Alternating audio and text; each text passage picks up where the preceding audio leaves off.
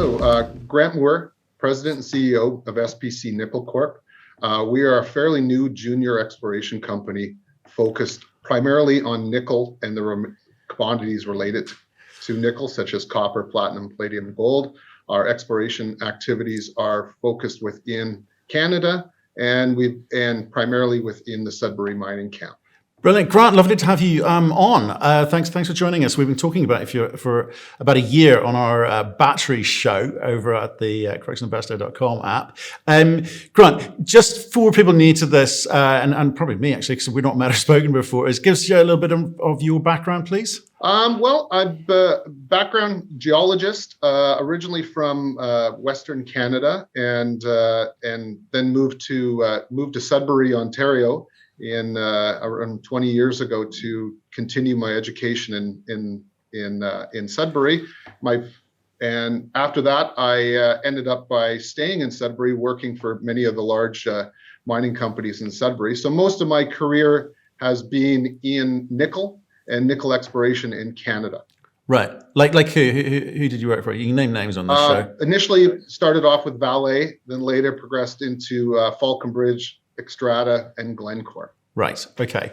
And is that who you've managed to bring on board with you in this venture? Yeah, some of the board members and colleagues are ex-people I'd worked with at Falconbridge and later Glencore. So we've got a pretty tight-knit group that we've worked with on and off probably for the last 15 to 20 years. Right. Okay. So tell me about the project. Like I say, it's been going just over a year. I think we first noticed you I think it was last April. Yeah.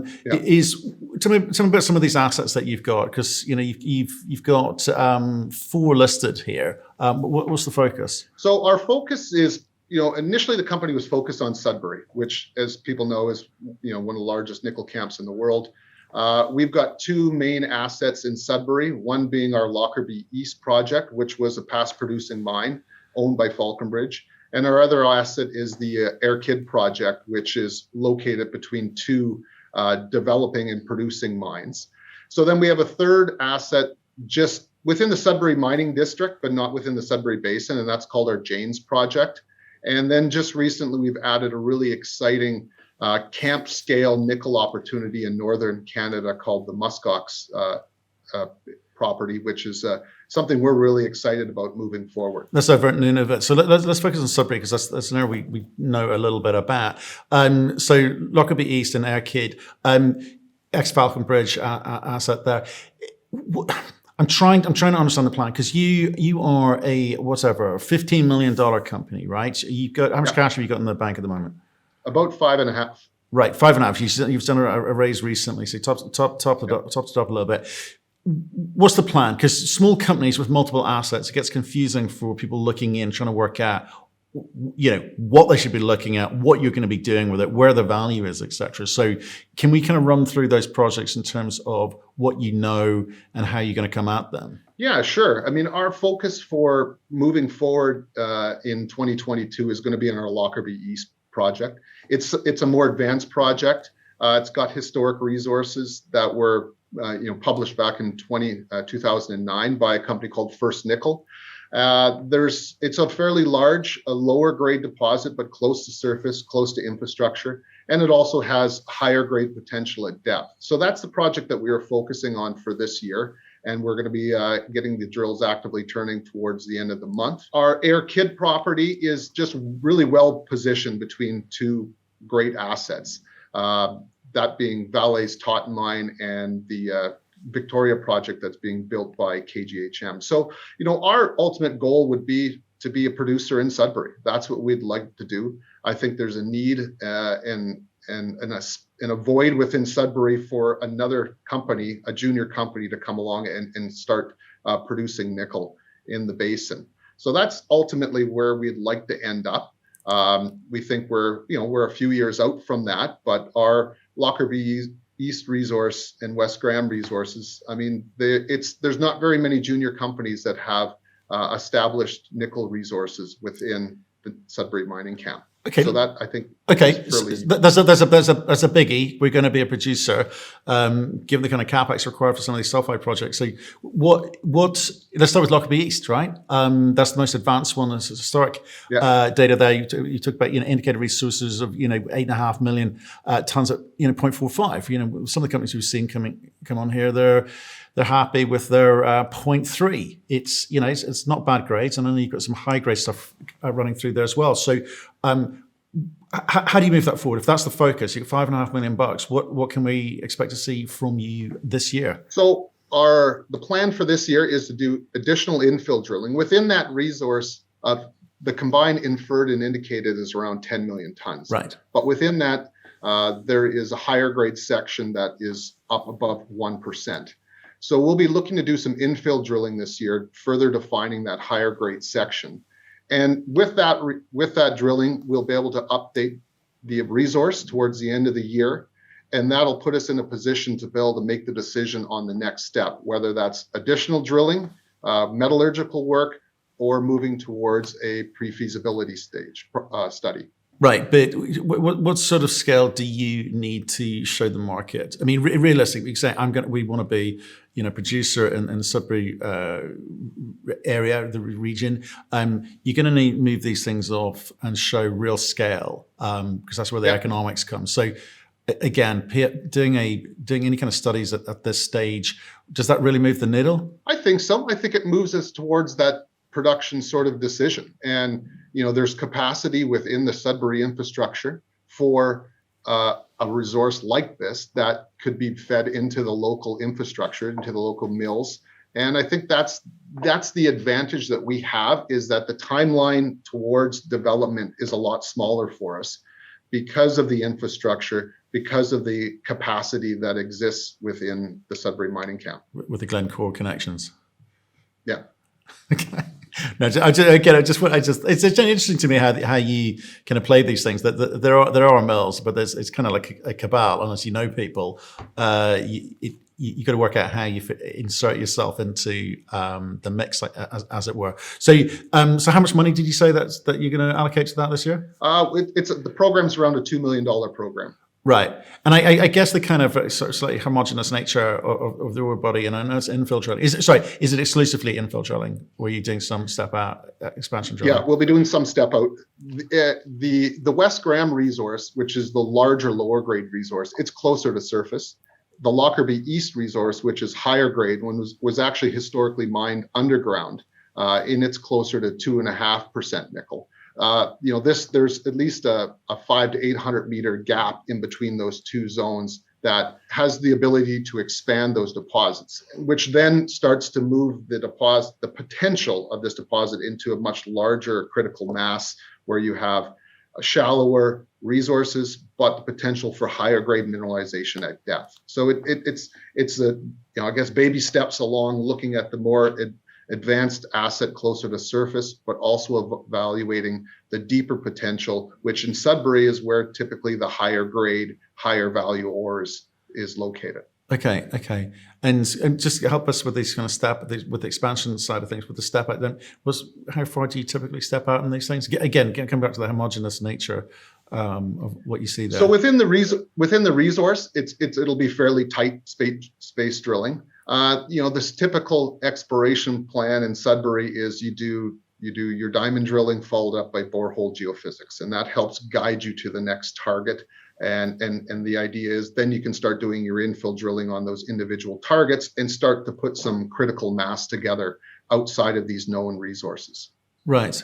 Okay. So what does that mean in terms of meters? I'm just trying to understand it, because sometimes. The program for this year would be about 4,000 to 5,000 meters.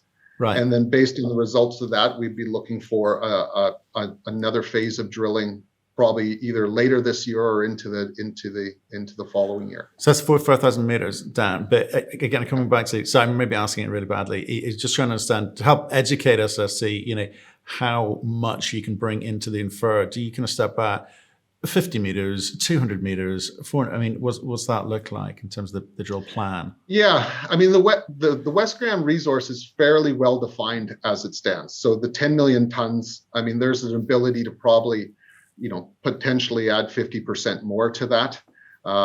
that's certainly a possibility. The Lockerby East resource, which is only in a couple 100,000 tons, but very high grade, we feel is open for over 1,000 meters at depth below that. So there's significant potential down dip. That's deeper drilling. I mean, in Sudbury, we commonly drill 1,500 to 2,000 meters vertically. So that's kind of that target area. So that is expensive drilling, and that's not what we're going to be focusing on immediately, but there is significant potential down dip of the high-grade Lockerby East deposit for expansion. Okay, and then right, so you do that drilling this year with the meters as indicated, and the study phase. I mean, how much?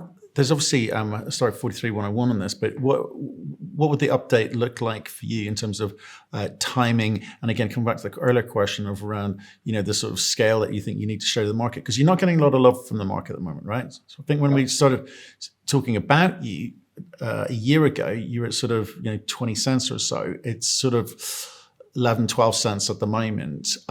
People aren't understanding the story. So just in terms of laying it out for us, it looks like Lockerby East is the focus, but you got to say to people, well, here's what we hope to be able to present to the market. This is what we're working towards. So what does that look like? Well, that'll be, it'll be the drill program this year will be generating fairly consistent news flow throughout the summer, fall, and into the winter, which, we hope drives the share price. Most of our, activities, but the year before were on the Aer-Kidd project.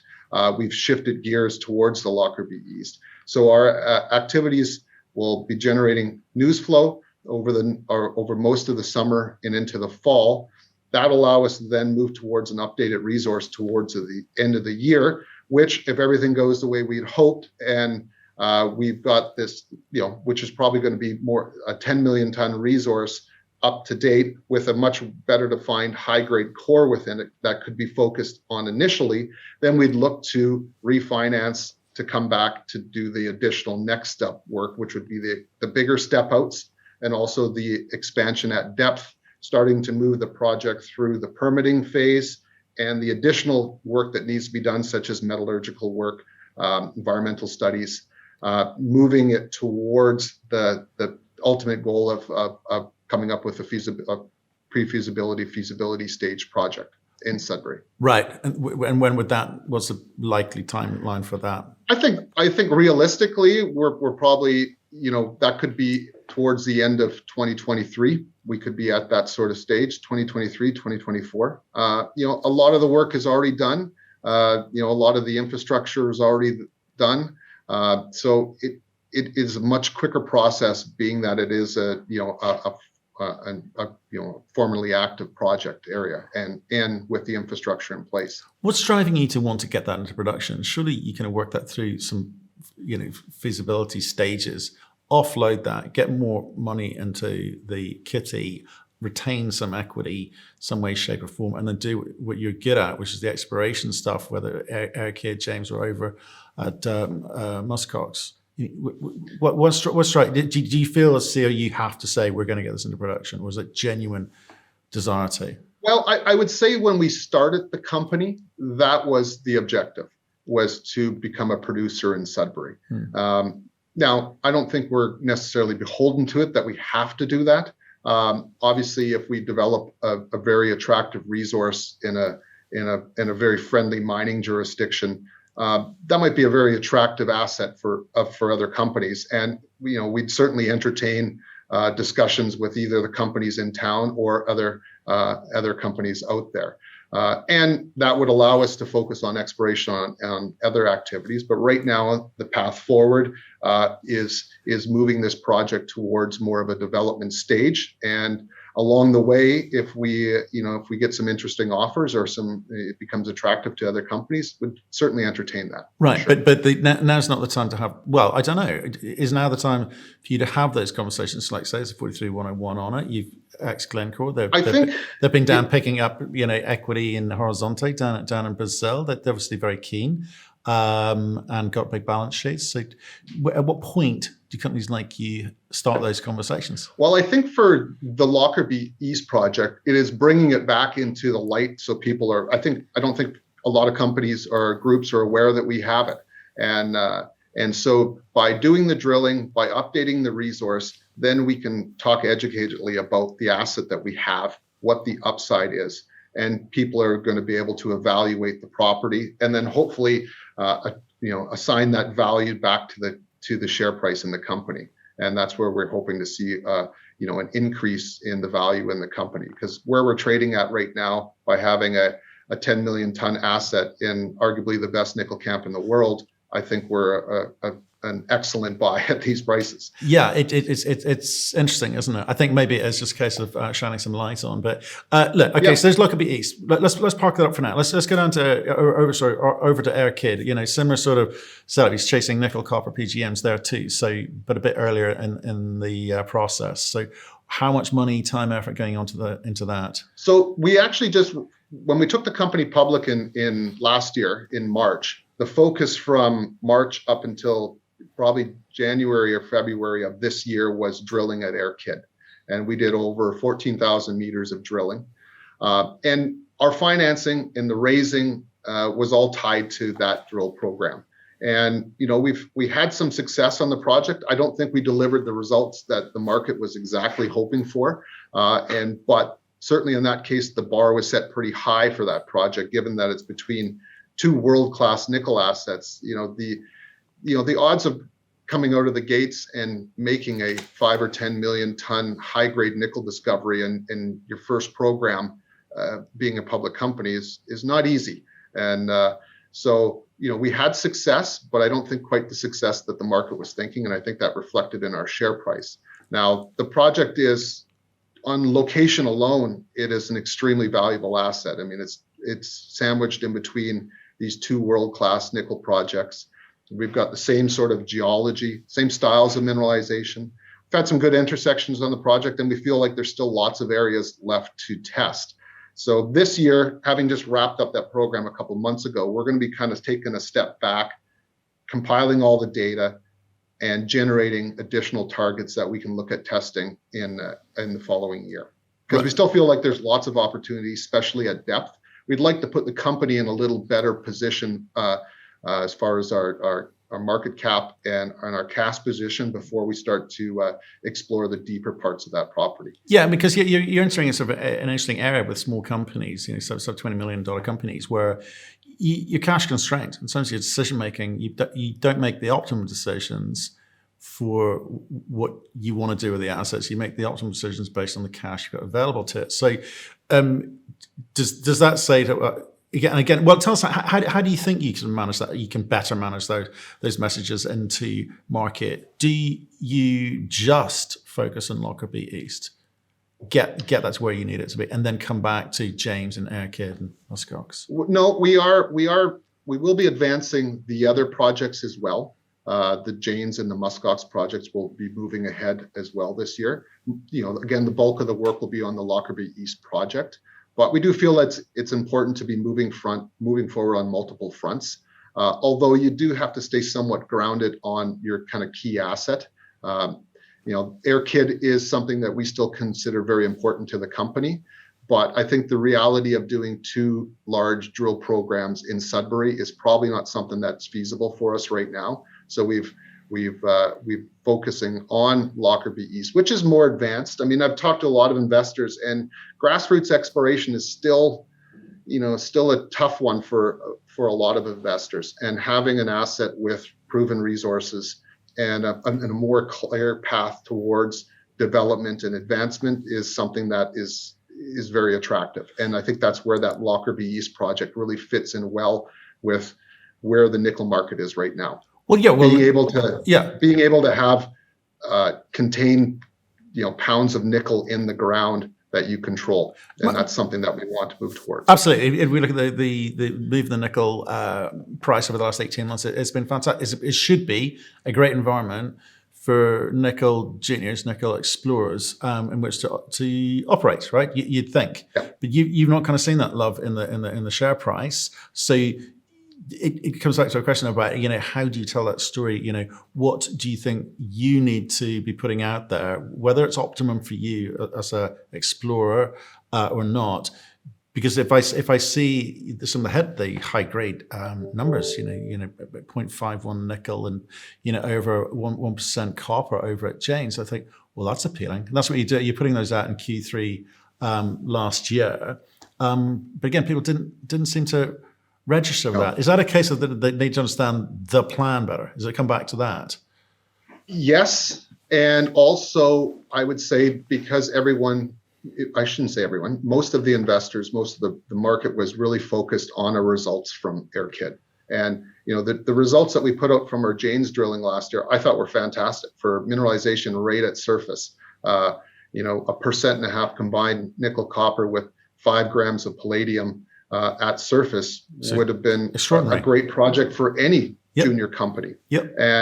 And we saw really no action in the market as a result because everything was focused on delivering that massive sulfide intersection from Aer-Kidd. So, moving forward, what I think we need to do to be successful is we need to deliver some results, and we need to focus the market on our Lockerby East asset, because I really do feel like there's a lot of investors out there that want to get involved in the nickel space, and there's just not a lot of opportunities if you don't want to buy one of the major companies.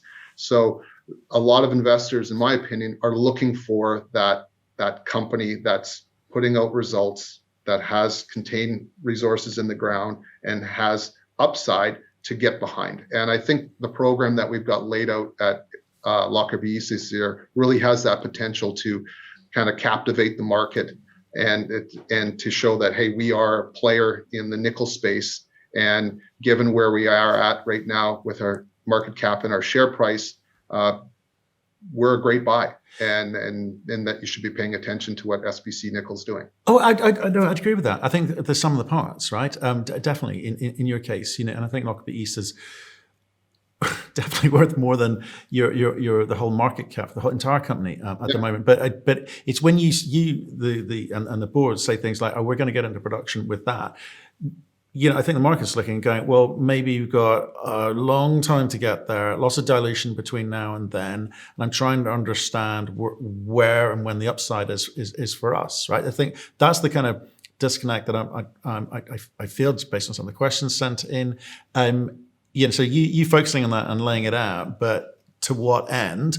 That's what I'd be interested in hearing from you once you guys start making those sorts of decisions. And then the fact that you've gone off and spent a bit more money over in Nunavut, albeit some super high grade, insane high grade numbers, 5.39 nickel and 2.88 copper and 7.6 PG. I mean, it's crazy. I know it's not up to numbers, but the fact that you've gone off and done that and not given clarity on the other assets, it comes back to that thing of, are you clear? You seem to be clearer now than you have been about how this thing moves forward. I would agree with that, and I think we're making that concerted effort to get the story out there more this year and to really kind of lay out what our steps are, how we're going to advance the projects, and how that is going to hopefully translate into growth for the company. And as a shareholder, set out some goals over the spring, summer, fall that you can kind of put in your calendar and say, this is when we expect to get results back from the Lockerby drilling. This is when we expect the results from the work that they're doing at Janes to come in. And this is how I see this Muskox project advancing as well. The issue we ran into with the Aer-Kidd project is that we weren't drilling off a resource. We were doing grassroots exploration. And as you know, with that sort of exploration, you never know what you're going to hit. You can put all your best information into your drill holes, and it's not a guarantee. So, the work that we're doing at Lockerby this year is a little bit more formulated in the fact that we are drilling in and around historic resources, so you can have a much better idea about your news flow and the results coming out of that work. Right. Okay. That makes sense. Can you just tell me a little bit about the structure of the deal that you did at Muskox? Because again, I'm really intrigued about how management teams do deals, how they structure them. It shows whether there's some, solidity to. They know what they're doing, basically. So how did you structure that one? So the Muskox project was something that something that I'd been following for years. It was and anyone in the nickel space knows about the project. It is something that I think a lot of people would argue is one of the last kind of camp scale nickel opportunities in North America. But it was hasn't really been worked or advanced in the last 20 years, mainly because of the nickel price, the markets, and location. Well, the markets have changed, the price has changed, and the overall demand for nickel has changed, and the outlook. Companies are now looking 10, 15, 20 years down the road instead of what's just in front of them in the next year or so. So I saw the Muskox as something that we could acquire for staking costs. So we were able to stake that whole project for very minimal costs. So over 45,000 hectares were staked for probably in the neighborhood of $30,000 to $40,000, and we acquired, probably 60 to 70% of the entire intrusion. And with that, we bought this proprietary database that contained most to all of the geological and geophysical data dating back to the 50s. So we have all of this data. We value it at somewhere in the $15 to $20 million range if you had to reproduce all this data. So this allows us not to have to go up and do regional airborne surveys or ground surveys or geochemical sampling programs, because we have all this historic data. So right now it's just a matter of churning through all the results, all the information that we have to develop our targets. But I think it's a fantastic project that has tremendous upside and really does have the ability to be one of the next big nickel camps in the next 10 to 15 years down the road. And the interest that I've seen from investors and other major companies in that project has been quite astounding as to the level of interest in it. And that asset alone should make a junior company. And so when I look at that asset combined with our Sudbury assets and where we are right now, I think the sky's the limit for SPC Nickel. Okay, so who's in this at the moment? Because I'm looking at the kind of register breakdown. It's talk about 30% ish retail and about 30% ish institutions. Who are the big holders? So our major shareholder is Dundee Goodman, right? And they have been instrumental in moving us along from a private company into a public company. And their leader, Jonathan Goodman, is someone who loves nickel and loves the nickel story and is very active in the few junior nickel companies that are active in the Sudbury area. And they're the group that really pushed us along to get public and have helped significantly in all of the financing since. So they are kind of one of the more instrumental shareholders in our group. Other groups such as RCF was involved earlier on in the company when we were private. We operated as a private company from 2013 to 2021.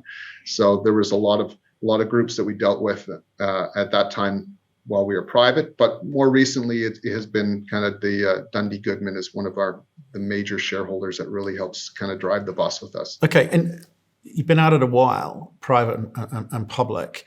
Cash constrained, understand that in a meaningful way. But do you understand or do you feel that there's a need to maybe start turning up the pace, turning up the ambition, turning up the deliverables for the markets? Drill results to what end? Working at Lockerby East to what end? Do you know what I mean? It's kind of like these are big multi-decade projects eventually when they get into production, these things, but they don't have to be in terms of how long it takes to get there. So does the pace pick up now, do you think? I think it definitely has to. I mean, given the appetite in the market right now, anyone who's been in this business knows that metal prices go up and down. And I think as a company that's exploring for nickel, you really have to seize the opportunity right now. And we are going to try to do as much work in the ground as we can over the next 2 years. And we're well financed right now, where we're able to carry out all the programs we have planned this year without additional financing. But looking forward to ramping up towards the end of this year and into next year. So I hope to be very active over the next couple of years, because I think you need to in this current nickel market. Brilliant.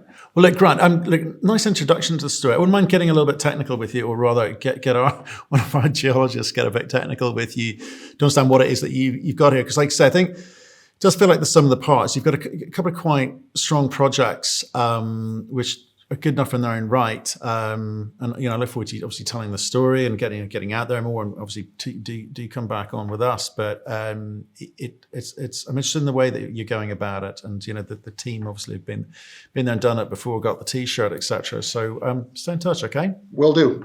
Thank you for having us.